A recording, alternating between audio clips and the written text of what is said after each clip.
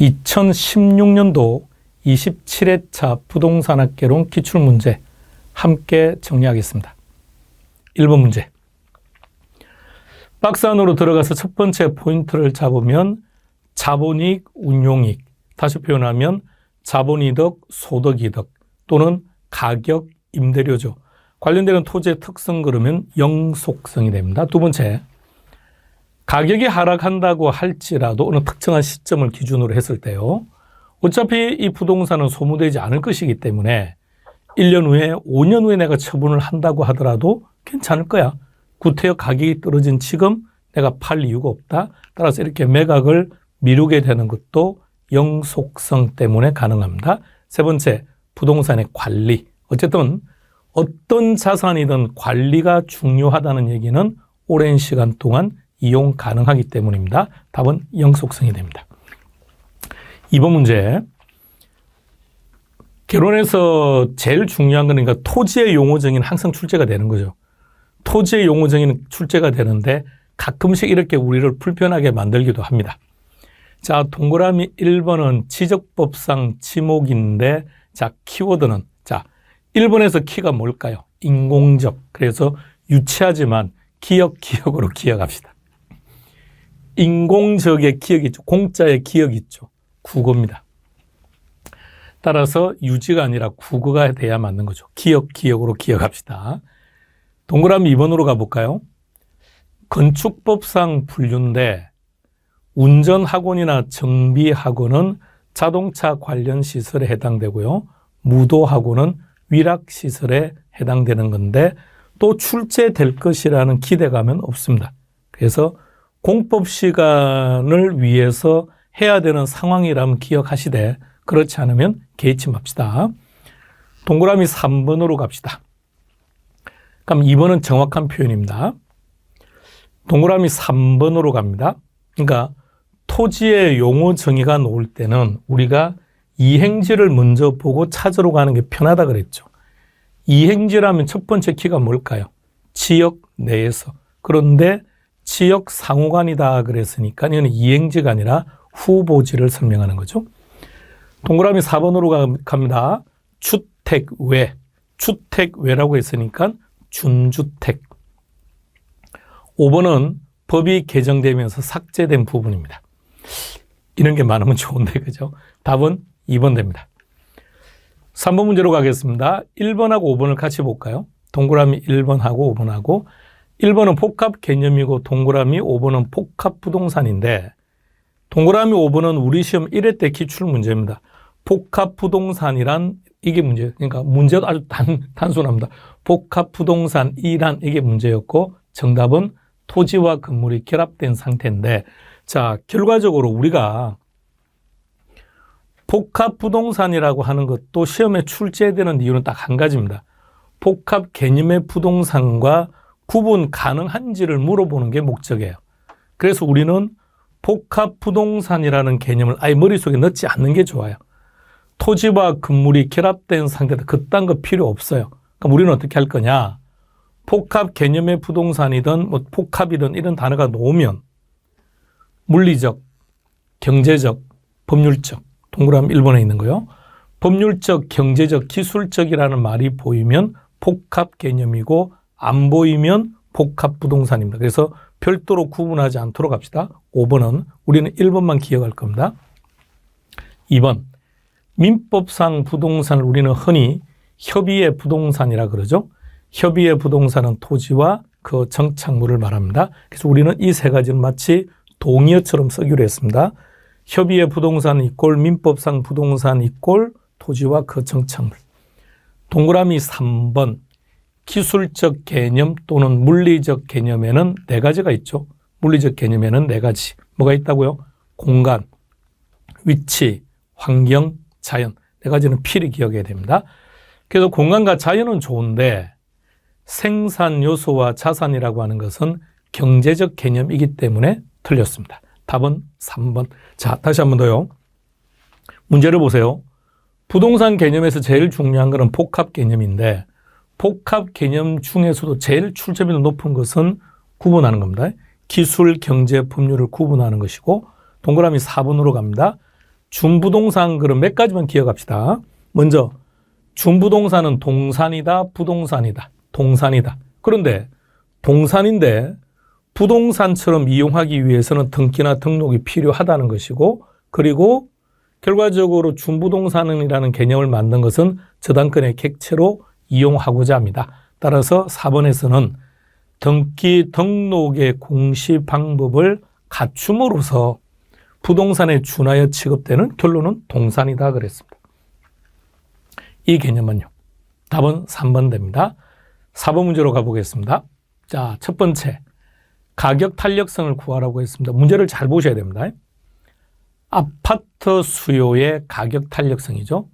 공급의 가격 탄력성인지 수요의 탄력성인지 잘 보시고, 아파트 수요의 가격 탄력성은 아파트 가격 변화율에 대한 아파트 수요량의 변화율이니까, 자, 문제 보면 아파트 가격은 16% 움직였고 수요량은 4% 변했다. 그죠? 그럼 16분의 4, 0.25가 됩니다. 자, 그런데 증가 감소에 대한 표현을 하지 않았던 이유가 가격 탄력성의 크기를 물어볼 때만, 가격 탄력성은 절대값이기 때문에 증가 감소의 표현을 사용하든 안 하든 어차피 결과가 동일하기 때문에 절대값 사용 안 했던 겁니다. 0.25. 자, 두 번째. 다세대 주택 수요의 교차 탄력성. 교차 탄력성은 항상 문제가 저렇게 깔끔하지 못하다는 거죠. 교차 탄력성이 놓으면 첫 번째 우리가 기억해야 될 것은 재화가 두 가지다. 근데 문제를 보시면 다세대 주택 수요의 교차 탄력성이라고 했으니까 다른 재화를 빨리 찾아야죠. 아파트겠죠. 그럼 완성시킵시다. 정확하게. 아파트 가격에 대한 다세대 주택 수요의 교차 탄력성. 다 같이 시작. 아파트 가격에 대한 다세대 주택 수요의 교차 탄력성. 그럼 아파트 가격은 16% 상승한 거죠. 그랬더니 다세대 주택 수요는 8% 증가. 16% 상승했더니 8% 증가. 그래서 0.5. 세 번째는 아파트와 다세대의 관계를 물었습니다. 자, 첫 번째. 재화의 종류가 지금 두 가지죠. 그럼 답이 될 수 있는 것은 대체재 보완재인데, 만약 이 문제처럼 계산을 했다면 결과적으로 이 결과를 가지고 답을 결정해 버리면 되겠죠.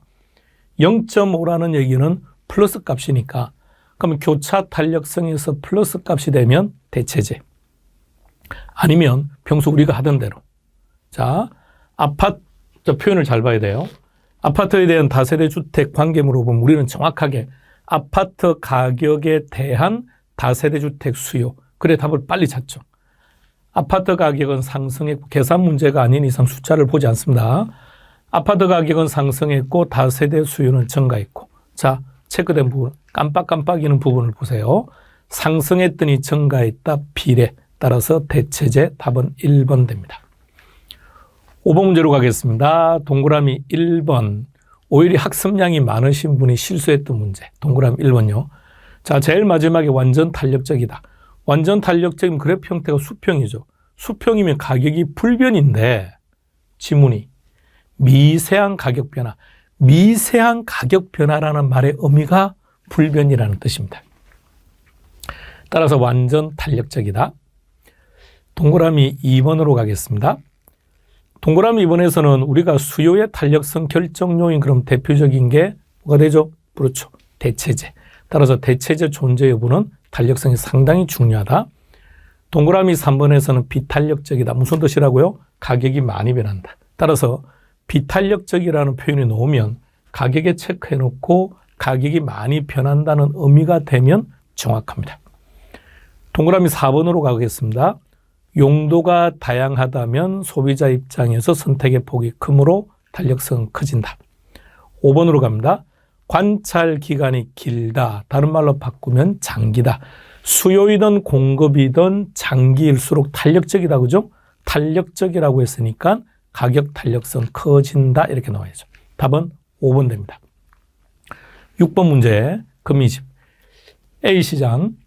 기울기가 주어지면 절대값이기 때문에 앞에 마이너스가 있든 없든 우리는 개의치 않는다. 다음. 거미집 이론의 문제를 딱 만나면 저 문제는 탄력성 정보인지 기울기 정보인지를 빨리 결정하시고 그것을 가지고 답을 찾는 겁니다. 첫 번째 A시장. A시장은 수요의 기울기가 크다, 그죠? 자, 그런데 지금 우리가 기억하는 조건이 뭐죠? 숫탄, 공기, 숫탄. 탄력성이 제시가 될 때는 수요의 탄력성이 클수록 수렴하고 공기, 기울기가 제시가 될 때는 공급의 기울기가 커야 수렴인데 반대죠. 그러면 발산형이 됩니다. B시장 기울기 크기가 동일하니까 순환형. C는 우리가 기억하는 것처럼 공급의 기울기가 크니까 수렴. 따라서 답은 5번 됩니다. 7번 문제로 가겠습니다. 수요와 공급에 대한 설명 중에 틀린 걸 찾아라 그랬네요. 자, 동그라미 1번 같은 경우 잘 봅시다. 그러니까 동그라미 1번 같은 경우 해마다 시험 문제인데, 자, 1번 지문이 아예 한 문제로 놓을 거냐, 아니면 지문 한 개, 두 개로 놓을 거냐의 문제지만 항상 시험 문제입니다. 그러면 우리가 동그라미 1번을 보면서 조금 더 키워드를 빨리 찾고 답을 좀 더 직관적으로 찾는 연습을 합니다. 첫 번째 키는 수요 증가죠. 모두 다 증가니까 가격 상승 정확합니다. 두 번째는 탄력적이랍니다. 탄력적이 무슨 뜻인가요? 그렇죠. 양이 많이 변한다. 근데 지문은 양이 없죠. 그러면 탄력적이라는 말이 양이 많이 변한다는 것이라면 가격은 조금만 변한다. 따라서 가격은 더 크게 변하는 것이 아니라 더 작게. 따라서 답은 1번 됩니다. 동그라미 2번 같은 경우는 공급량, 수요량, 수요 가격, 공급 가격, 이걸 세팅을 딱 시켜요. 딱 네 가지를 딱 세팅시키는 게 제일 중요합니다. 자, 숫보기 확인하고 갈게요. 그러니까 지금 이 내용은 문제 자체가 어렵다든지 그런 내용이 아니라 우리 숫보기 20페이지를 가볼까요? 6번 제목이 공급 가격 등이라고 되어 있죠. 그래서 밑에 보시면 동그라미 4개가 있습니다. 자, 거기서 각각 용어를 앞에 한번 쭉 보시고 그중에 공급 가격만 최소, 나머지는 최대. 그러면 이번 지문을 딱 보면 이거는 4가지 중에 공급 가격은 공급자가 팔려고 하는 거니까, 그죠? 공급자가 팔려고 하는 거니까 공급자 입장에서 제시되는 그 가격은 최소한의 가격이죠. 더 밑으로는 팔 의사가 없다는 거죠. 아니, 많이 주면 좋은 것이고, 따라 공급 가격은 최소 개념, 나머지는 다 최대 개념. 동그라미 3번으로 가보겠습니다. 동그라미 3번의 제일 중요한 표현은 곡선상. 그럼 이 지문이 옳은 지문이라면 지문에는 반드시 뭐가 있다? 가격. 조금 더 정확하게 당해 재화의 가격. 문제가 부동산이니까 부동산 가격. 정확합니다. 동그라미 4번. 공급에 대해서는 워낙 시험 문제가 자주 나옵니다. 부정성에서도 출제가 되고 수요 공급에서도 출제가 되고, 자, 첫 번째, 물리적 공급은 불변이랍니다. 그러니까 물리적 공급이 불변이라는 것을 관련되는 토지의 특성과 연결하십시오. 그러면 부정성과 연결을 해야 되고요. 그럼 곡선의 형태는 수직이 될 테니까 탄력도로 말한다면 완전 비탄력적이다. 동그라미 5번으로 갑니다. 폭주가 강화되었다. 그러면 생산하기 힘들어졌다는 얘기니까 비탄력적이다. 8번 문제입니다. 다시 문제를 잘 봐요. 개념을. 입지 개수가 1을 초과하는 도시를 찾아라. 문제를 잘 보셔야 됩니다. 자, LQ 계산 문제는 딱 2가지 형태로 나와요. 0.6을 구하라는 계산 문제인지 0.6을 구하는 계산 문제는 아닌지, 다시 0.6을 구하라고 하는 것인지 아니면 0.6을 구하라는 문제는 아닌 건지. 문제가 0.6을 구하라고 할 때는 정통적 방식으로 문제 풀 수밖에 없어요. 그 방식 말고는 방법이 없습니다. 그러나 0.6을 구하는 문제는 아니죠. 그럴 때는 그 공식으로 풀지 맙시다. 물론 가장 단순한 방법은 각각 계산 다 하면 돼요. 계산 시간이 2분이 걸리든 3분이 걸리든 각각 계산을 다 해서 비교하면 답이 나와요. 답이 나오는데 어떤 경우나, 자, 그런데 보세요. LQ가 1을 초과하는 도시가 어디냐 그랬고, 다행스럽게 보기는 각각 2개씩 제시가 된 거예요. 그런가요? 그러니까 보기가 각각 2개씩 제시가 되었다면 이 4개 중에서 상대적으로 숫자가 큰 쪽만 2를 선택하면 된다는 뜻이에요. 그렇다면 LQ를 계산할 때는 어차피 분모는 똑같죠. 분모에 들어가는 것은 전국 모든 산업에 종사하고 있는 인구수분의 특정 산업에 종사하는 인구수니까 문제를 보면 X산업이라 그랬죠. X산업. 그러면 전국 모든 산업에 종사하는 자가 6,250이고 그중에 X산업에는 3350이니까 ABCD 네 가지 도시의 LQ를 계산한다면 분모값은 어차피 동일하니까 그걸 전부 다 무시해버리자고요. 무시해버리면 자 먼저 A 도시의 X산업 분자만 따져봅시다. 분자. 자 A 도시 찾아보세요. A 도시 전체는 얼마가 됩니까? A 도시 전체는 1000. 그중에 X산업은 40. 그러니까 40%가 됩니다. B 도시는 어떻게 해요? 2000분의 1200. 다음에 C 도시는 1150분의 650. D 도시는 2100분의 1100. 자, 다시 한 번 더요. 여기 나와 있는 숫자가 LQ가 아닙니다. 정확하게. LQ가 되려면 지금 각각의 분모값도 딱 계산해야죠. 근데 지금 이 문제는 LQ가 0.6인지 0.7인지를 구하라는 계산 문제가 아니죠. 그렇다면 상대적으로 비교만 해서 앞에 순위 두 도시만 선택을 하면 되는 거니까 분모가 동일한 거 분모는 몽땅 무시해버리고 분자만 계산한 거죠. 그중 숫자 제일 큰 거 두 개만 찾으면 되겠네. B하고 C하고. 그럼 B, C가 들어가서 3번이 답이 된다는 얘기입니다. 9번 문제로 가겠습니다. 주거분리. 동그라미 1번은 주거분리의 정의. 동그라미 3번으로 가겠습니다. 자, 고가와 저가는 서로 이제 분리되어 있는 거죠. 경계지역 부근의 저소득층 주택. 경계지역 주변에 있는 저소득층은 고가하고 인접해 있죠. 그럼 고가로부터 정의 효과를 받을 테니까 할정되어서 그래 될 것이고 반대로 이 고소득층 주택은 저가와 인접해 있을 테니까 부의 외부 효과 때문에 할인된 금액. 위치가 서로 바뀌었습니다. 답은 2번 됩니다. 동그라미 3번 같은 의미로 보시면 되겠죠. 이번의 결과 각각 한쪽은 정의 효과를 누리려고 하고 한쪽은 부의 효과를 피하려고 하고 그 과정에 주거분리는 필연적일 거고요. 동그라미 4번으로 갑니다. 여기서 침입과 천의를 조금 더 정확하게 해요. 침입과 천의의 과정은 첫 번째 하향 여가에서만 발생한다. 두 번째 결과 주거 입지가 변하는데 정확히 표현하면 고소득층 지역이 저소득층 지역으로 변한다. 그것도 적어놓으세요. 거주지 분화, 거주지가 변한다고요. 정확하게 표현하면 고소득층 거주지가 저소득층 거주지로 변한다. 5번은 특징이다. 그죠? 도시 전체적으로 발생하기도 하고 근린 지역에서 발생하기도 한다. 10번 문제로 가겠습니다. 말할 거 없죠. 이럴 때는 아주 간단하게.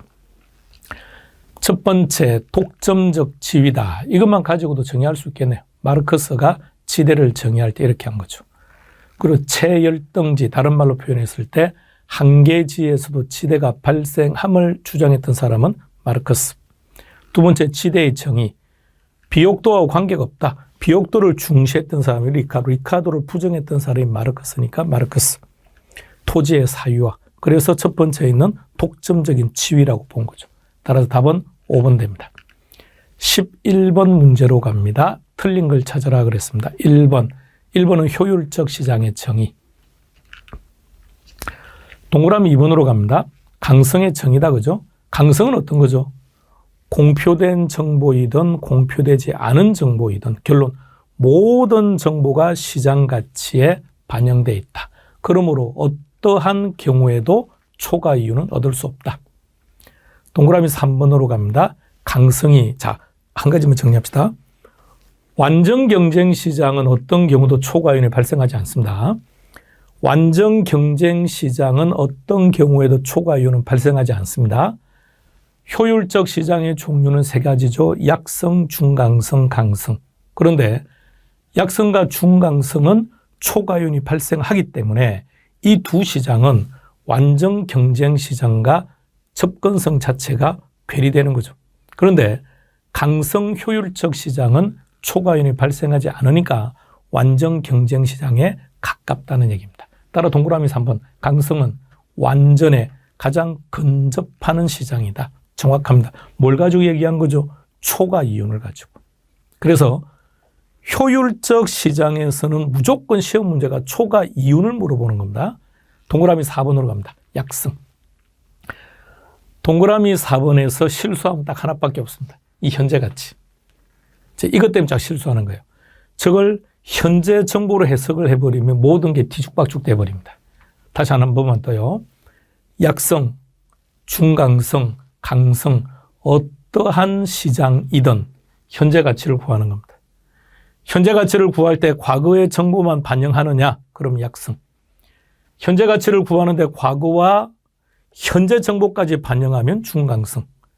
현재 가치를 구할 때 과거, 현재, 미래를 모두 다 고려하면 강성이라고 표현합니다. 따라서 과거의 자료를 분석한다고 하더라도 정상이윤을 초과하는, 결론 초과이윤이죠. 획득할 수 없다 그래야죠. 답은 4번 됩니다. 동그라미 5번은 먼저 중강성의 정의죠. 새로운 정보. 따라서 현재 새로 공표되는 정보까지도 반영되어져 있는 시장. 따라서 결과적으로 기본적 분석을 통해서 초과이윤을 얻을 수 없는 시장인데 중강성 시장에서 초과이윤을 얻을 수 있는 경우는 딱 하나죠. 내부 정보. 그러니까 이 지문에 내부 정보라는 말이 있다면 초과이윤을 얻을 수 있다 이렇게 되는 거죠. 따라서 답은 4번 됩니다. 12번 문제. 문제를 잘 보세요. 심플하죠. 다시 놓을 문제도 아니고 다시 놓는다고 하더 지문 하나 정도 가볍게 언급될 겁니다. 자, 그래서 불안과 물가 상승이 동시에 나타나는 것을 스태그플레이션이라고 합니다. 13번. 계산 문제가 딱 놓으면 절대 어떠한 경우에도 문제를 읽지 말라고 했습니다. 아니 문제도 안 읽고 어떻게 답을 찾느냐. 무조건 기계적인 작업부터 해놓고 그 다음에 필요한 자료를 찾아가는 겁니다. 다시요. 문제를 읽지 말라고 한 이유는 시간이 많이 걸리기 때문에. 아니 당연하죠. 문제를 읽지 않으면 어떻게 답을 찾느냐요. 문제를 읽어야죠. 그런데 그러면 안 된다는 겁니다. 그러니까 문제를 딱 보고 이 계산 문제는 탄력성 문제야. 이 계산 문제는 레일리의 입지론이야. 그 사실만 확인하고 그림 그리고 난 다음에 필요한 정보를 찾아 올라가라는 얘기입니다. 자, 인구수 찾아와야죠. A 도시는 40만 명, B 도시는 10만 명. 거리 확보합니다. 10km, 5km의 제곱. 계산했더니 재수. 이 숫자만 보고 답 결정하면 되는 거죠. 자, 5대5. 그럼 끝났으면 더 이상 계산할 필요 없죠. 5만 명이라 그랬죠. 5만 명이 5대5. 반반씩 가면 되니까 2만 5천. 답은 3번. 시간 30초도 안 걸립니다. 자, 원칙적 계산은 이제 이렇게 하는 거죠. 원칙적 계산은 이렇게 하지 우리는 바로 이 숫자 4,000이라는 이 숫자만 보고 답을 바로 암산으로 끝내는 겁니다. 14번 문제로 가겠습니다. 정부의 시장 개입, 1번의 부담금. 자, 우리가 기억하는 정부의 개입 방법은 수단은 세 가지죠. 직접, 간접, 토지 이용 규제. 근데 우리는 그중에 간접적 개입에 포인트를 맞추자고요. 자, 조세부터 가볼까요? 시작. 조세, 금융, 보조금, 부담금, 정보죠. 그러면 동그라미 1번에 부담금이라고 했으니까 직접이 아니라 간접적인 시장 개입 수단이다. 따라서 답은 1번 됩니다. 동그라미 2번 자주 나옵니다. 소득 재분배라는 말 한 번 더 설명합시다. 우리가 이미 진행했습니다만 시장은 소득 분배 기능을 한다. OX. O. 시장은 소득 분배 기능을 한다고요. 그런데 현실적으로 너무너무 어렵다고요. 그러다 보니까 어쩔 수 없죠. 정부가 개입을 해서 소득을 재분배한다는 겁니다. 그러면 동그라미 2번 지문처럼 나왔을 때 이 지문이 옳은 지문이 되려면 뭐가 있으면 된다고요? 사회적 약자를 위한 제도. 공공임대주택을 공급하는 것은 사회적 약자를 위한 정부의 노력이죠. 그러니까 소득 재분배 효과 정확합니다.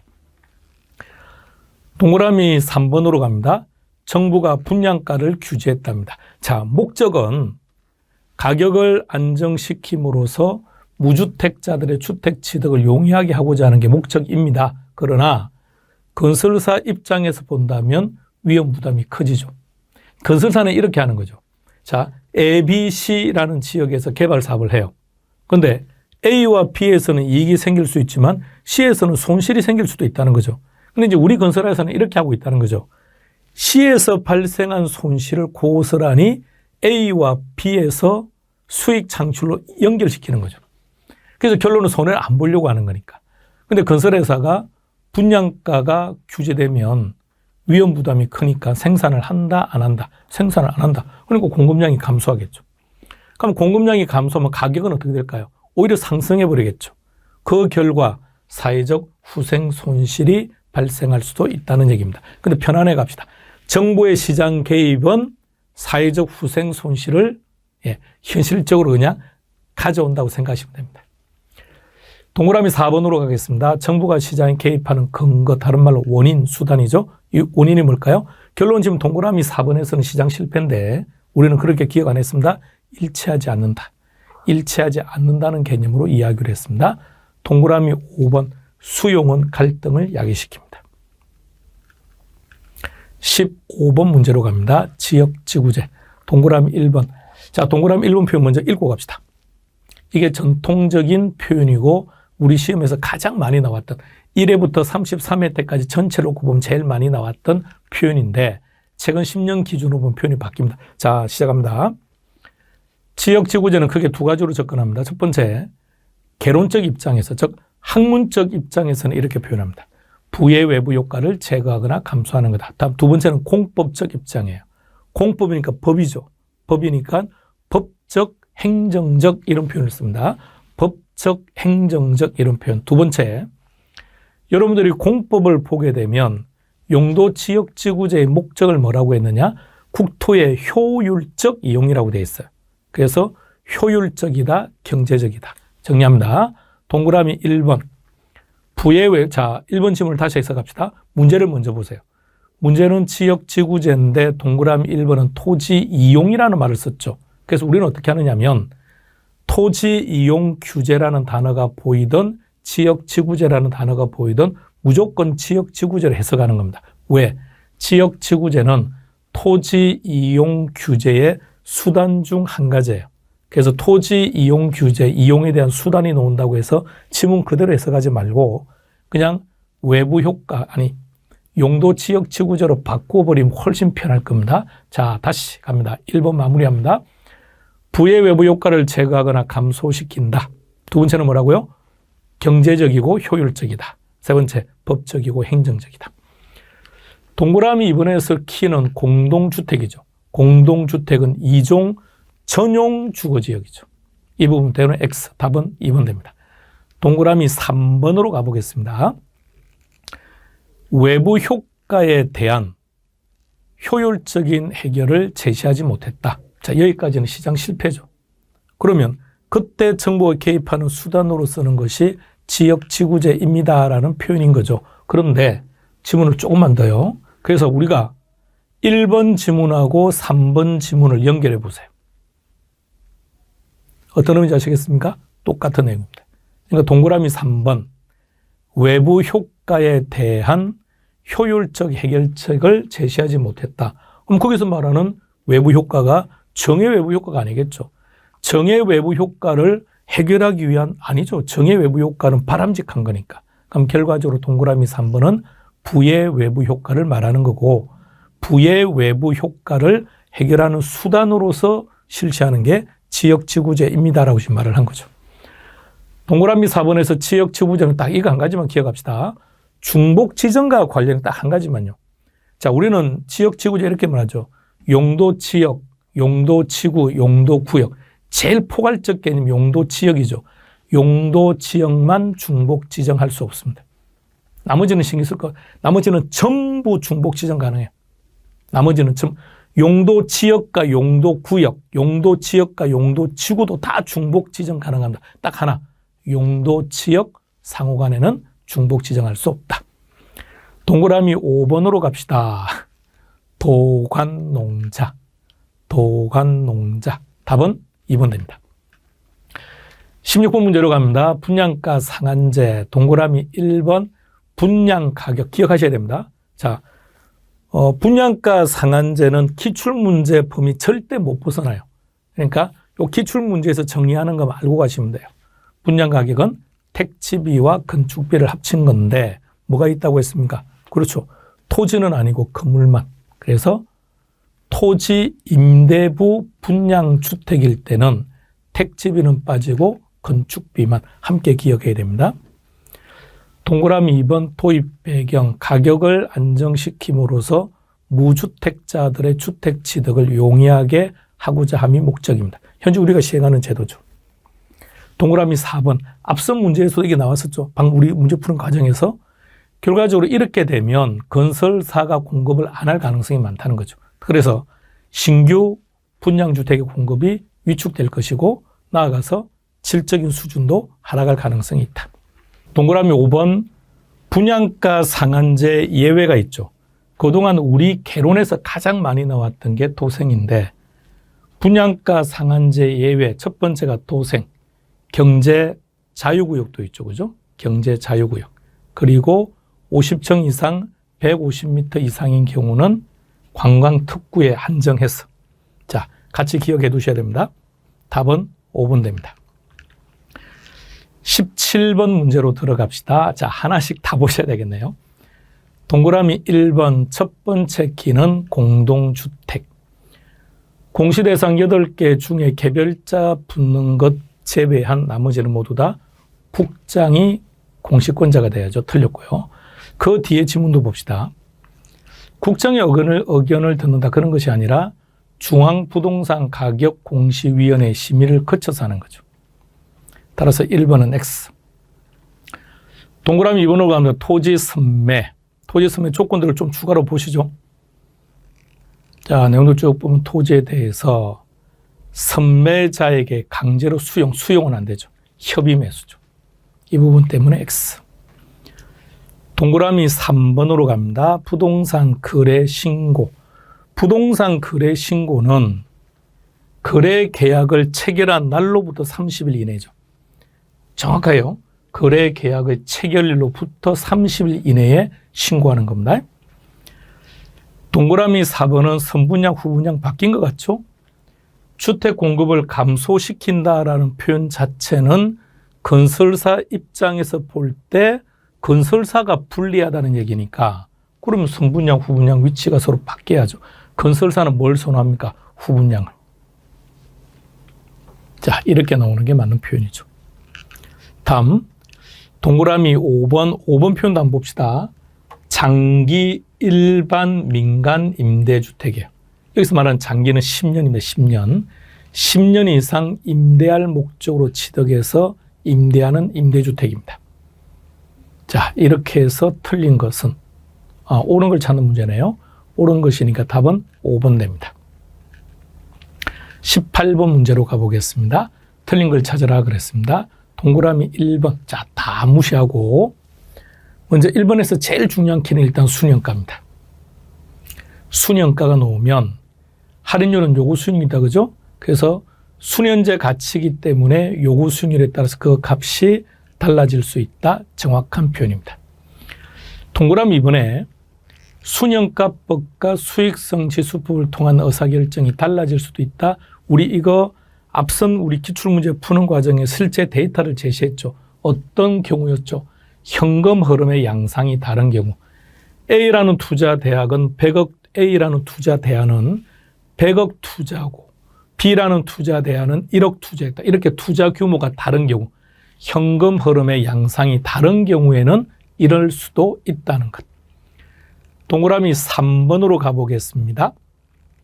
자, 동그라미 3번 같은 경우 다 무시하고 가치가산 원리가 뭔지도 일단 무시해봐요. 지금 여기서는. 계산 문제 풀 때 다 설명했죠. 가치가산 원리 다 무시하고 뭔지는 몰라도 순영가법은 다른 방법보다 우수하다는 거죠. 그래서 동그라미 3번과 같은 지문을 읽었을 때 그 지문이 순영가법이 우수하다는 의미가 되면 옳은 지문이고요. 순영가법이 우수하지 않다는 지문이면 틀린 지문입니다. 그러면 3번에 가치가산 원리가 뭔지는 모른다고 할지라도 순영가법은 가치가산 원리가 적용이 된다면 그건 우수하다는 뜻이겠죠. 3번 정확합니다. 동그라미 4번. 그러니까 이런 경우는 안 된다는 거죠. 어떤 경우나 순영가법이 합리적이라고요. 답은 4번 됩니다. 틀린 걸 찾는 거니까 답은 4번. 그리고 5번도 같이 보세요. 현금 흐름을 고려한다, 고려하지 않는다. 이게 무슨 뜻입니까? 화폐 시간 가치. 화폐 시간 가치를 고려하는 첫 번째 방법이 DCF, 순영가법, 내부 수익률법, 수익성 지수법. 두 번째는 할인자나 현가자가 붙는다 그랬죠. 그럼 5번에 회수기간법은 DCF도 아니면서 할인자는 현가자가 붙지도 않았으니까 현금 흐름을 고려하지 않는다. 19번 문제로 가보겠습니다. 지렛대입니다.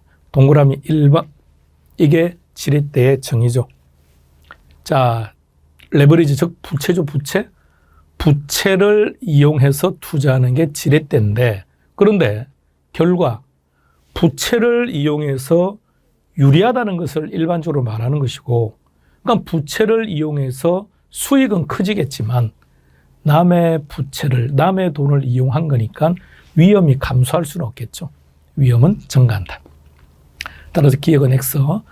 자, 니은은 공식 같은 것은 기억하지 맙시다. 공식은 기억하지 마시고 그냥 이렇게 구합니다. 옳은 지문입니다. 안 할 겁니다. 시험에 다시 절대 안 나옵니다. 절대 안 나오니까 할 필요 없습니다. 그냥 옳은 지문이기 때문에 설명한 거예요. 그냥 안 하는 겁니다. 자, 디귿으로 갑니다. 부의 지렛대가 정의 지렛대.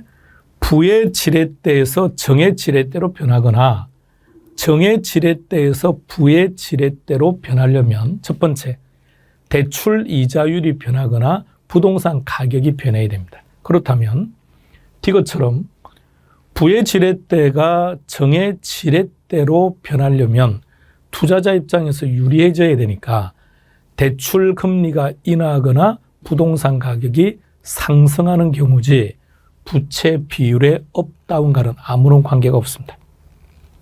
리얼로 갑니다. 총 자본 수익률이 저당 수익률과 동일하다. 이는 중립적 지렛대죠. 그럼 중립적 지렛대라고 했으니까 부채가 변한다고 하더라도 자기 자본 수익률에 영향을 미치지는 못한다. 정확한 표현입니다. 따라서 옳은 것은 답은 3번 됩니다. 20번 문제. 동그라미 1번. 요구 수익률입니다. 유일하게 우리 시험 범위에서요. 땡땡 수익률로 끝나는 것 중에서 진짜 수익이 아닌 거 딱 요거 하나밖에 없습니다. 비용이죠. 비용이니까 최소. 따라서 1번은 X. 동그라미 2번으로 갑니다. 자, 2번 같은 경우 우리는 두 단계를 거치자 그랬습니다. 첫 번째는 세전 현금 수지와 지분 투자액이 세팅될 수 있는지를 먼저 봐야 돼요. 가능하죠. 그러니까 지분 투자액이 나온다면 여기에 넣을 수 있는 것은 세전, 세후 둘 중에 하나니까요. 이 표현은 정확해요. 근데 앞에 있는 게 틀렸죠. 총 투자 수익률이 아니라 지분 투자 수익률이 되면 됩니다. 동그라미 3번으로 갑니다. 그러니까 동그라미 3번에 기대 수익률과 요구 수익률이 제시가 된 문제는 두 가지 형태로 제시가 됩니다. 첫 번째, 투자를 할 거냐 기각을 할 거냐고 물어보거나 아니면 두 번째 형태는 이 둘을 일치시키는 거예요. 그럼 일치시킬 때는 기대 수익률이 움직이는 겁니다. 따라서 동그라미 3번, 기대 수익률이 요구 수익률보다 작답니다. 이러면 투자할 필요 없겠죠. 기각한다. 다음 동그라미 4번으로 갑니다. 동그라미 4번. 순영업 소득을 산정한답니다. 이 과정에 재산세와 영업소득세는 어떻게 하느냐. 영업소득세는 영업비용 삭제 항목에 들어가죠. 재산세는 영업비용이죠. 그럼 재산세는 비용이니까 순영업소득을 구할 때 영업비용이니까 차감해야 될 것이고 순영업소득은 삭제 항목이기 때문에 차감하지 않는다. 정확한 표현입니다. 답은 4번 됩니다. 동그라미 5번에 회수 불가능한 임대료 수입. 이게 무슨 말일까요? 아실 필요 없습니다. 이걸 대손충당금이라고 해요. 우리가 공실 및 대손충당금 그러죠. 이 둘은 합성어입니다. 정확히 말하면 공실, 손실, 상당액 하나 있고 대손충당금입니다. 그 대손충당금은 회수 불가능한 수입인데 그런 건 따지지 말자고요. 자, 그럼 여기서 동그라미 5번 지문을 보면 영업 경비에 포함을 하느냐 삭제하느냐. 공실 및 대손충당금은 삭제 항목이었죠. 그래서 삭제하여 순영업 소득을 산정하는 거죠. 따라서 답은 4번 됩니다. 우리 커피 한 잔 마시고 이어가겠습니다.